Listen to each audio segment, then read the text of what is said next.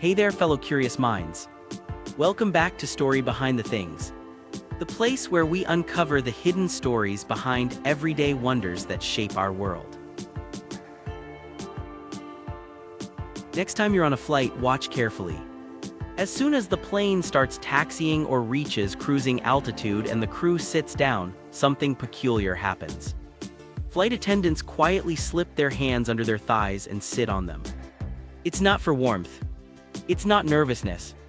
This small action has a dramatic story behind it. One that was born from real tragedies and hard-learned lessons in the sky. Why do flight attendants sit on their hands? The answer is equal parts safety engineering and painful history. And today we're going deep. From the first time this practice appeared to the specific accidents that forced the aviation world to adopt it. If you love stories where tiny habits save lives, hit that subscribe button and let's fly into this mystery.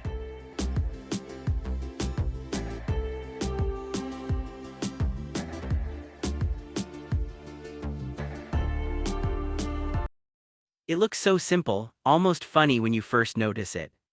But this habit is part of a carefully designed brace position that every professional cabin crew member learns during intense training. To understand why it exists, we have to go back in time. The practice started gaining serious attention in the 1960s and 1970s as commercial jet travel exploded. Planes were flying faster and carrying more passengers than ever before. Takeoff and landing, the two most dangerous phases of any flight, were claiming lives in accidents that shocked the world. Investigators noticed something disturbing.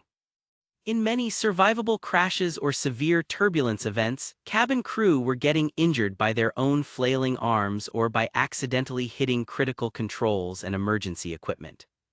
One of the key moments that pushed this forward came from analyzing several incidents in the late 1960s and early 1970s, including some high-profile crashes where crew were incapacitated. Aviation safety experts realized that the human body's natural startle reflex, that automatic reaction where you throw your arms out when something sudden happens, was costing valuable seconds and causing preventable injuries. Airlines like Boeing, major carriers in the US and Europe, and aviation regulators began formalizing what we now call the cabin crew brace position. The idea of sitting on hands specifically became standardized because it physically locks the arms in place. It prevents them from shooting forward or sideways during sudden deceleration, turbulence, or impact. This keeps crew members from injuring themselves and ensures they stay ready to open emergency doors, deploy slides, and help passengers the instant it's safe. The technique was refined over years through crash simulations, survivor interviews, and data from black boxes. It wasn't one single person who discovered it. It was a collective effort by safety researchers, experienced captains, and senior flight attendants who had lived through frightening situations. By the 1980s and 1990s, it had become standard operating procedure across most major airlines worldwide.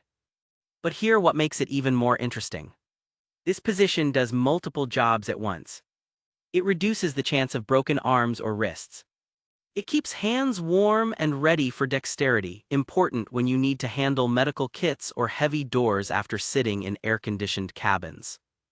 And most importantly, it helps crew mentally stay in ready mode. They're not just passengers, they're the last line of defense. The main technical reason, as we discussed, is controlling that dangerous startle reflex during critical phases. In an emergency, every crew member must be able to act immediately without being disabled by their own body's instincts.